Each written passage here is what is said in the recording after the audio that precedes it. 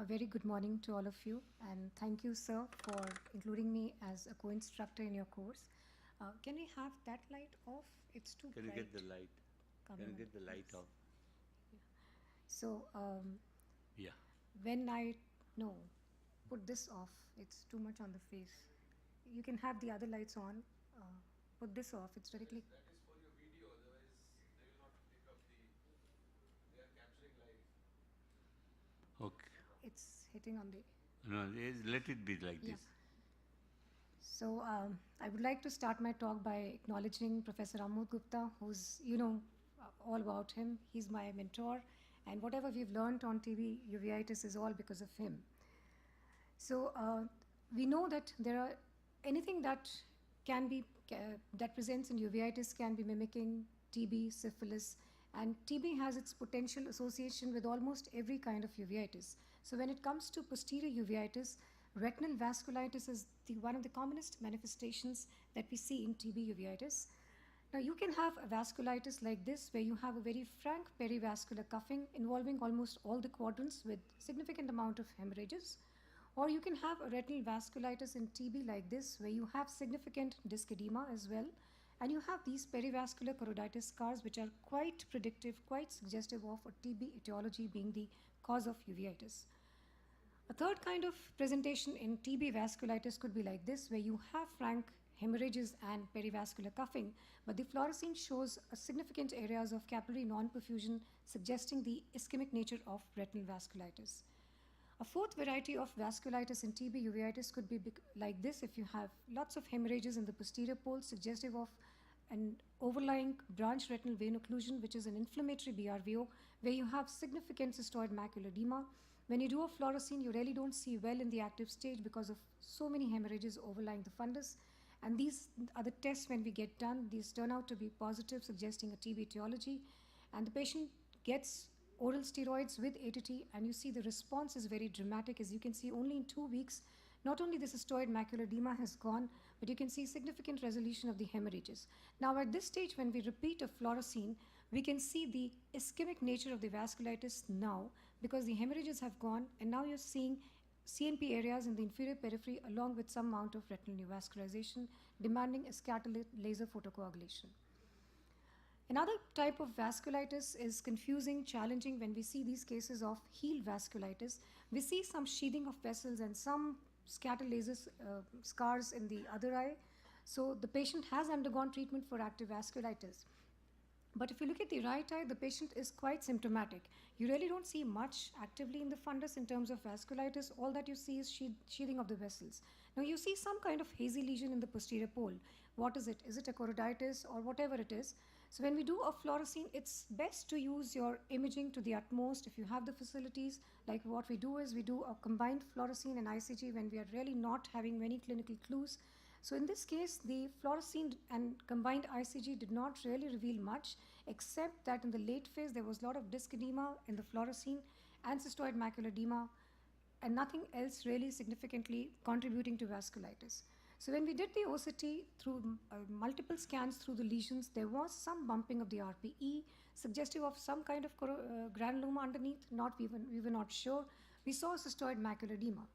Now, it was the OCT angiography that actually revealed the underlying cause, which was an inflammatory choroidal neovascular membrane, which was not really picked up on any other imaging modality. So OCTA in this case revealed the cause of decreased vision in this patient in the right eye. Or we can have another variety of vasculitis where we have a combined large tubercular granuloma, which can be as large as you're seeing here. Another manifestation of TB posterior uveitis is, of course, serpiginous-like choroiditis, which was coined in 2003. It usually affects young males. It responds very well to anti-TB therapy and has typical morphological features because of which it got its name.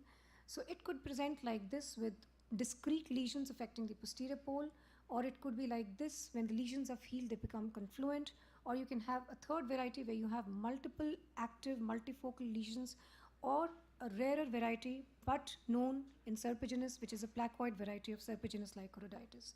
Now this also came to be known, we relabeled it as multifocal serpiginoid choroiditis for obvious reasons, because of the multifocality of the lesions, because of their contiguous nature, and because of their serpiginoid spread. Now, one challenge associated with TB serpiginous lichenitis is paradoxical worsening. When you start anti-TB therapy in these patients, that's a separate topic altogether, but we have to be aware of this because this is a common challenge that we are seeing nowadays as soon as we put these patients on anti-TB therapy.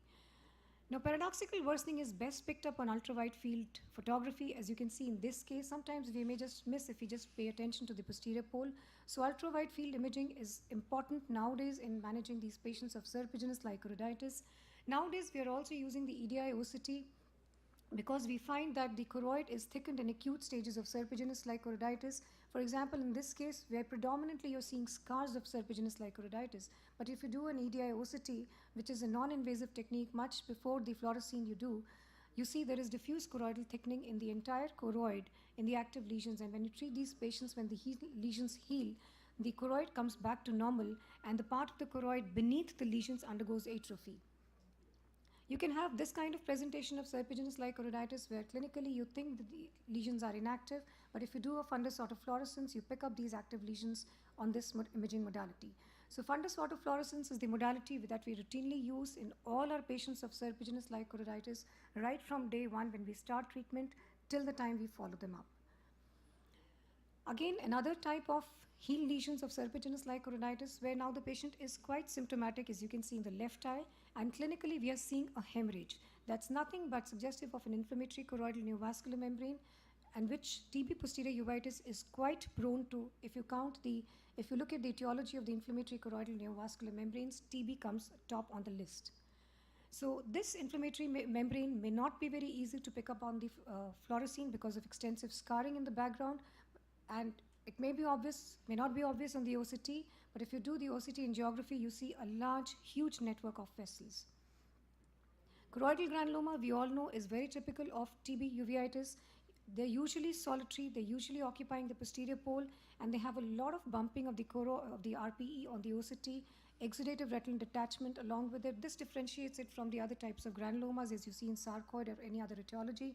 And we usually do a multimodal imaging in these patients to see how they behave on the fluorescein and ICG. So in the fluorescein, they have early hypo going to late hyperfluorescence, and they respond very well to oral steroids plus ATT and plus intravitreal anti-VEGF therapy as an adjunct.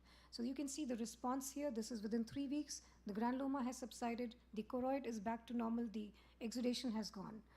So nowadays, instead of the chest X-ray, we are resorting to CT chest because it helps us to differentiate the TB and sarcoid variety, which are great mimickers, and it's really difficult at times to differentiate between the two as the cause of uveitis.